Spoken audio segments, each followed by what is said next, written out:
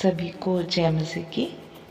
प्रियो, आज हम देखेंगे मत्ती का 11वां अध्याय, जिसमें प्रभु यीशु मसीह ने अपने 12 चेलों को आज्ञा दे चुका था, तो वह उनके नगरों में उपदेश और प्रचार करने को वहां से चला गया। यूहन्ना ने बंदी गृह में मसीहा के कामों का सुसमाचार सुना और अपने चेलों को उससे यह पूछने भेजा, क्या आने वाला तू ही है या हम किसी दूसरे की बाट जो है? यीशु ने उत्तर दिया, जो कुछ तुम सुनते हो और देखते हो वह सब जाकर यूहन्ना से कह दो कि अंधे देखते हैं और लंगड़े चलते फिरते हैं, कोढ़ी शुद्ध किए जाते हैं और बहरे सुनते हैं, मुर्दे जिलाए जाते हैं और कंगालों को सुसमाचार सुनाया जाता है।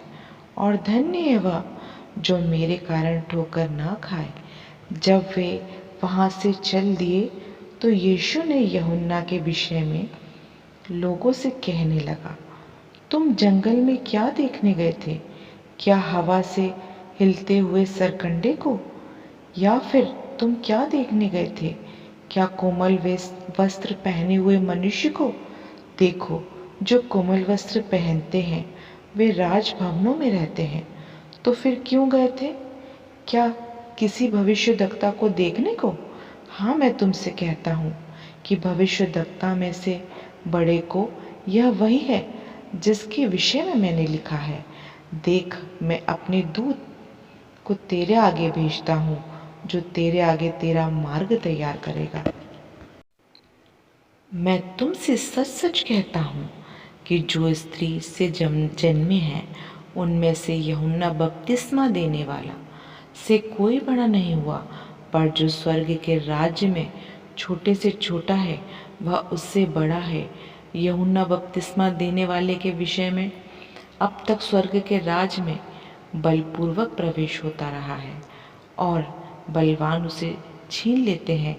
यूहन्ना तक सारे भविष्यद्वक्ता और व्यवस्था भविष्यवाणी करते रहे, और चाहो तो मानो कि एलिय्याह जो आने वाला था वह यही है। जिसने सुनने के कान हो वह सुन ले।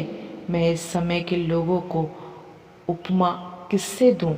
वे बालकों के समान हैं जो बाजारों में बैठे हुए एक दूसरे को पुकार कर कहते हैं, हमने तुम्हारे लिए बांसुरी बजाई और तुम ना नाचे, हमने विलाप किया और तुमने छाती नहीं पीटी।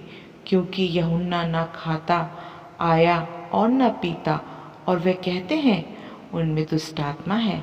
मनुष्य का पुत्र खाता पीता आया और वे कहते हैं, देखो पेटू और पियक्कड़, मनुष्य महसूल लेने वाला और पापियों का मित्र।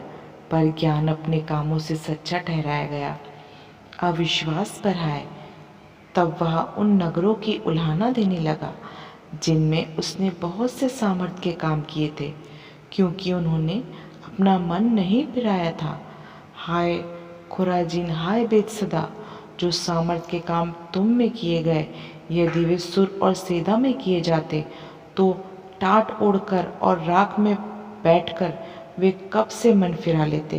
परंतु मैं तुमसे कहता हूँ कि न्याय के दिन तुम्हारी दशा के सुर और सेदा की दशा अधिक सहने योग्य होगी।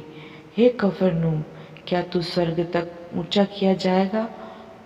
तू तो अधोलोक तक नीचा किया जाएगा। जो सामर्थ के काम तुझ में किए गए हैं, यदि सादोम में किए जाते तो वह आज तक बना रहता। परंतु मैं तुमसे कहता हूँ, न्याय के दिन तेरी दशा से सादोम की दशा अधिक सहने योग्य होगी। बोझ से दबे लोगों के लिए विश्राम। उसी समय यीशु ने कहा, हे पिता, स्वर्ग और पृथ्वी के प्रभु, मैं तेरा धन्यवाद करता हूँ। तूने इन बातों को ज्ञानियों और समझदारों से छिपा रखा है और बालकों पर प्रकट किया है। हाँ हे पिता, क्योंकि तुझे यही अच्छा लगा। मेरे पिता ने मुझे सब कुछ सौंप दिया और कोई पुत्र को नहीं जानता, केवल पिता, और कोई पिता को नहीं जानता, केवल पुत्र, वह जिस पुत्र पर प्रकट करना चाहे।